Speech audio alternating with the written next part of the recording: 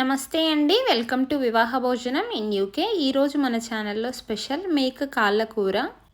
మన ఛానల్ని కొత్తగా చూసేవారు ప్లీజ్ సబ్స్క్రైబ్ చేసుకొని బెల్ని ఆల్లో పెట్టుకోండి, అప్పుడే నోటిఫికేషన్స్ మీ వరకు వస్తాయి.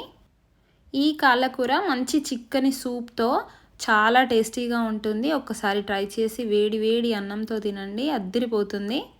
ఇంకా దోశతో కానీ పరాటాతో కానీ ఈ కర్రీని ట్రై చేయండి, చాలా బాగుంటుంది. ఒక్కసారి తిన్నారంటే ఇంకా మళ్ళీ మళ్ళీ ఇలాగే కావాలంటారు, అంత బాగుంటుంది. ఇంకా ఆ ఈజీ కుకింగ్ ప్రాసెస్ ఏంటో ఇప్పుడు చూసేద్దాం.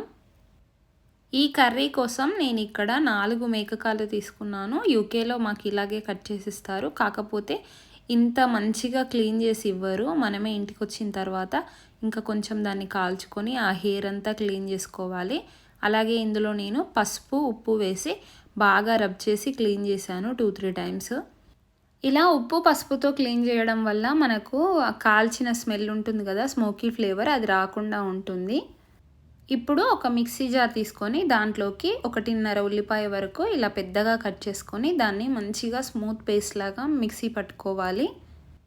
చూసారా, ఇలా మిక్సీ పట్టుకుంటే మనకు గ్రేవీ చాలా చిక్కగా వస్తుంది. ఇప్పుడు ఒక ప్రెషర్ కుక్కర్ని స్టవ్ పై పెట్టుకొని దాంట్లోకి ఒక 3-4 టేబుల్ స్పూన్ల వరకు ఆయిల్ వేసుకొని వేడైన తర్వాత చెక్క, లవంగాలు, ఇలాచీ, బిర్యానీ ఆకు ఇలా అన్నీ తుంచి వేసుకోవడం వల్ల మనకు ఫ్లేవర్స్ అన్నీ బాగా రిలీజ్ అవుతాయి, అందుకే అలా వేస్తున్నాను.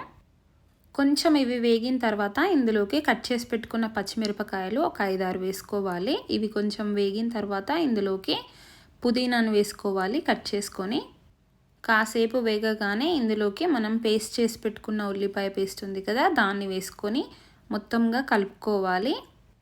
ఇలాగా వేగిన తర్వాత ఇందులోకి 1 టేబుల్ స్పూన్ అల్లం వెల్లుల్లి పేస్ట్ వేసుకోవాలి.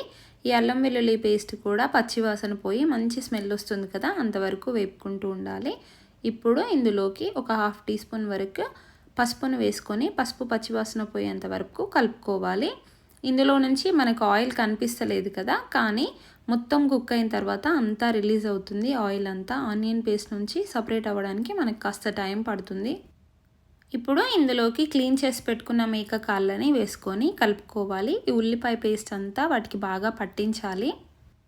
ఇలా బాగా కలుపుకుంటే మనకు ఈజీగా పట్టేస్తుంది పీసెస్కి అంతా. ఇప్పుడు ఇందులోకి 2 టీ స్పూన్స్ కారం వేసుకోవాలి, 1 టీ స్పూన్ ధనియాల పొడి, 1.5 teaspoon salt, 1/2 teaspoon garam మసాలాను వేసుకొని ఈ వేసిన మసాలాలన్నీ పీసెస్కి బాగా పట్టేలాగా కలుపుకోవాలి.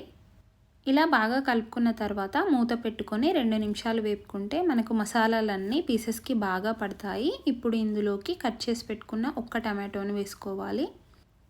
ఈ టమాటో పీసెస్ని కూడా ఒకసారి బాగా కలుపుకోవాలి, మొత్తం పీసెస్లో కలిసేటట్లుగా. ఇప్పుడు ఇందులోకి వాటర్ని యాడ్ చేసుకోవాలి. నేను ఇక్కడ 1/2 లీటర్ కంటే కొంచెం ఎక్కువగా వాటర్ వేసాను. ఈ వాటర్ వేసిన తర్వాత ఒకసారి బాగా కలుపుకోవాలి పీసెస్ అన్నీ. ఇప్పుడు చూస్తుంటే మనకు కొంచెం వాటరీగా అనిపిస్తుంది కదా, మొత్తం కుక్ అయ్యి విజిల్స్ అన్నీ అయిపోయేసరికి మనకు మంచి థిక్ గ్రేవీ వచ్చేస్తుంది. ఇప్పుడు కుక్కర్ మూత పెట్టుకొని విజిల్ పెట్టుకొని ఒక 6-7 విజిల్స్ రానిస్తే సరిపోతుంది. నేను 6 విజిల్స్ పెట్టాను. చూసారా, మొత్తం ఆయిల్ అంతా రిలీజ్ అయిపోయింది. ఎంత చక్కగా ఉడికిందో కదా, మనకు గ్రేవీ కూడా చాలా చిక్కగా అయిపోయింది. చూసారా, ఈ స్టేజ్లో ఒకసారి మనకు పీస్ ఉడికిందా లేదా అని చెక్ చేసుకోండి. నాకు ఇక్కడ ఉడికిపోయింది. మీకు ఉడకలేదు అనిపిస్తే ఇంకొక 1 or 2 విజిల్స్ పెట్టుకోండి, సరిపోతుంది. గ్రేవీ కన్సిస్టెన్సీ కూడా ఇలా ఉంటే సరిపోతుంది. ఇప్పుడు దీంట్లోకి ఒక గుప్పెడు కొత్తిమీరని యాడ్ చేసుకొని ఆ వేడిలో మగ్గనివ్వండి. ఒక్క 2 నిమిషాల తర్వాత సర్వ్ చేసుకుంటే మనకు కర్రీ రెడీ అయిపోతుంది. చూసారా ఎంత బాగుందో, ఒక్కసారి ట్రై చేయండి, మళ్ళీ మళ్ళీ ఇలాగే చేసుకోవాలనుకుంటారు. మంచి చిక్కని గ్రేవీతో ఉంది కదా, రైస్లోకి కానీ ఇంకా మనకు దోశలోకి కానీ అన్నిట్లోకి చాలా బాగుంటుంది. ఈ ప్రాసెస్లో ఒక్కసారి ట్రై చేసి మీకు ఎలా కుదిరిందో ఆ ఫీడ్బ్యాక్ని నాతో షేర్ చేసుకోండి.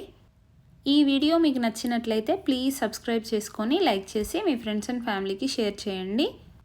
ఇంతకీ మీరు ఎక్కడి నుంచి ఈ వీడియోని చూస్తున్నారో కమెంట్ చేయడం మర్చిపోవద్దు. Thank you so much for watching. See you in next video.